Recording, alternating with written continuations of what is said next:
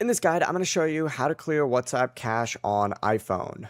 Before we get into this guide, make sure to like the video and subscribe to the channel with all notifications on. It really does help with the channel and it lets us know that you want more content like this. We'd greatly appreciate it. And if at any point throughout this guide you did have any questions, just ask them down in the comment section below and we can help you out further. I'm going to be doing my best to reply to every single comment down there. Begin by backing out of WhatsApp and opening up the settings app, and you need to scroll down and select General. From here, select iPhone storage and wait for all your apps to load, and then just scroll down and you need to find WhatsApp on here. You can also just search for WhatsApp, open it up, and of course just hit offload app. As soon as you tap offload app, this is going to remove WhatsApp from your phone but keeps the documents and data saved.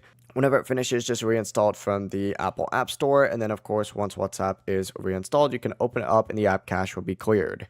Before you leave this guide, make sure to like the video and subscribe to the channel with all notifications on. It really does help the channel and it lets us know that you want more content like this. We'd greatly appreciate it. If at any point throughout this guide you did have any questions, once again, ask them down in the comment section below and we can help you out further. I'm going to be doing my best to reply to every single comment down there. Have a great rest of your day though.